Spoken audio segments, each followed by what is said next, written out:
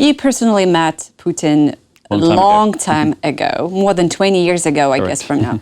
So I'm not asking how can you describe him. It's not about that. He's definitely, but could you recall the moment when you met him? Could you recognize the monster inside of him back then? Yeah. I think it was entirely clear, even though I was much younger, 20 years ago, that he was, there wasn't any humanness inside. He was cold and calculating and intelligent, by the way, and competent, but lacking any compassion or warmth or humanity. And it was, I have to tell you, in context, immediately after the Beslan disaster, which of course he blamed not on terrorists, but on the West, actually. And so I don't see that Putin was somehow changed in the Munich speech in 2007, or it was the Georgia War in 2008. To be honest with you, I mean, he is what he was, which is a KGB-trained conservative ultranationalist. And psychopath. Yeah, I certainly think he's sociopathic. Sociopathic, okay. Mm-hmm. Jason, your recent Chatham House report, not your personal, but I was reading that, Russia struggled to modernize its military industry. And that was saying that Russia is now facing serious difficulties in developing genuine new and technologically advanced systems. Yep. Instead, it's relying on Soviet-era design and outdated research. Despite record military spending, the industry is in a state of regression. Can we say Russia has abandoned breakthrough innovation altogether, and it's not only modernizing what remains from the Soviet era? Yes and no. I mean, of course, Russia doesn't possess the economic capability to be, or the state capacity to be truly technologically innovative.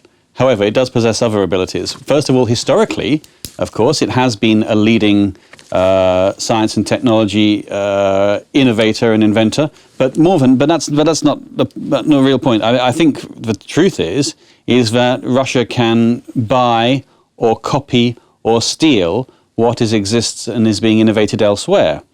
So in terms of AI, yes, of course, Russia is miles behind, but China's not.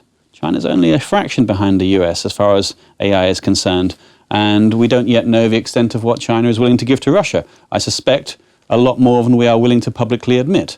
So I'm not concerned. So I think that even if Russia isn't capable of developing its science and technology industry to the level that the West is, then I think it is absolutely capable of stealing it. And if you think of the potential of AI, of non-aligned artificial intelligence on large language learning models, to cause damage if you input into the AI, I don't know, shall we say that there is no such thing as, that the world without Russia is not a world worth living in, which was, I think, Putin's quote at one point, then imagine what AI could do with that in, not, of course, next year, but imagine what AI could do with that in 20 years' time. And if you go back to a previous question, that the Russia problem is not going to be solved in 20 years' time, then that does worry me an awful lot. Yeah, but which systems are completely dead in Russia? Which, I'm sorry? Systems like tech... what type of weapon completely dead in Russia? Well, I don't think Russia possesses the ability to... I mean, of course, they as you know, they like to brag and boast about new hypersonic missile systems, but actually they're not as new as they are boasted about, and in fact that uses a great deal of old technology. And of course they do still have, nuclear capability, and we shouldn't. So I think I would argue that they have enough at the end of the day. And of course the nuclear question. I know you haven't asked about it directly, Natalia, but it is unfortunately a trigger word, which triggers a certain sort of self-deterrence in the minds of Western politicians. So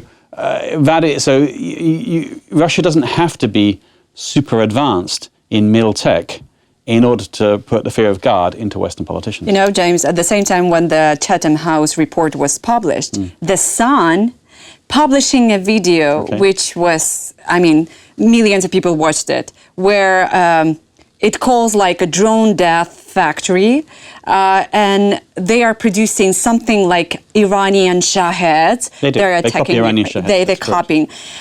What's your take on that in light of that?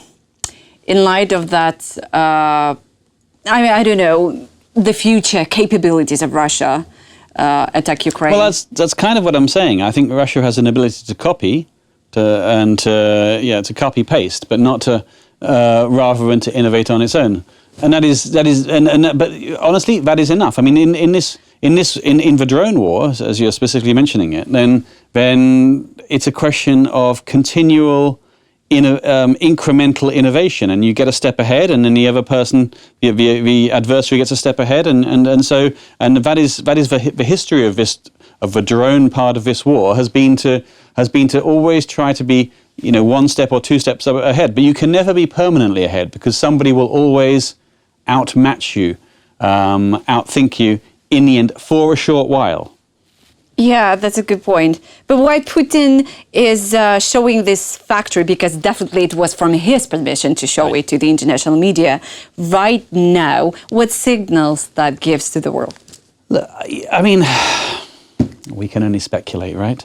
But I think that, I do think that a lot of it is for show. A lot of it is designed to shore up the confidence of his Russian base, of the population base. And of course, it's also simultaneously a signal to the West that we are in this for the long run.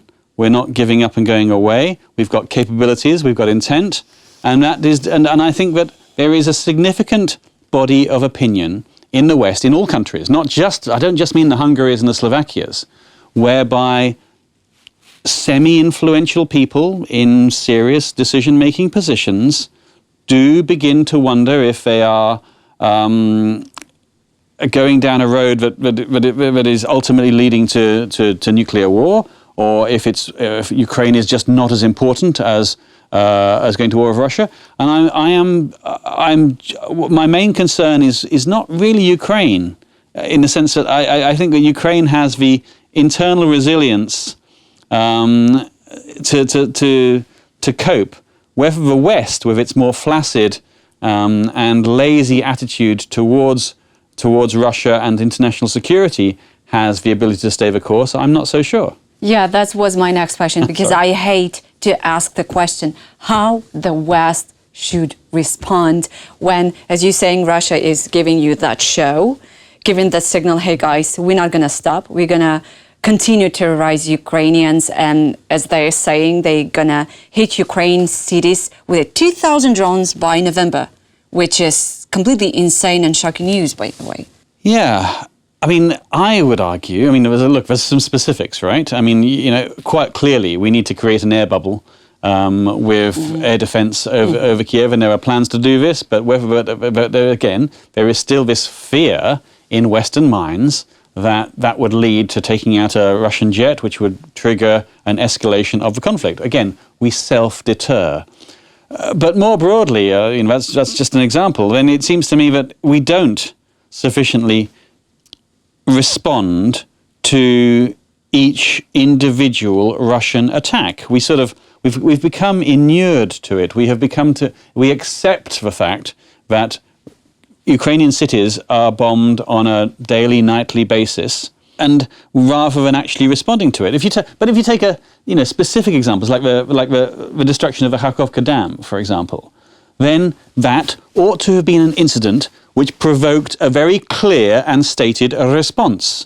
But no, we were ummed and erred, and we looked at attribution, and then we finally attributed, and then nothing actually happened. There was no response to that particular event. So we are effectively encouraging Russia to attack Ukraine by our inability to respond ourselves, because we don't want to get sucked up into it. But the truth is, Natalia, we're already sucked into it. We are at war, whether we like it or not, and that's because Russia believes it. And if Russia believes it, then frankly it is true. But we don't want to call it out like that.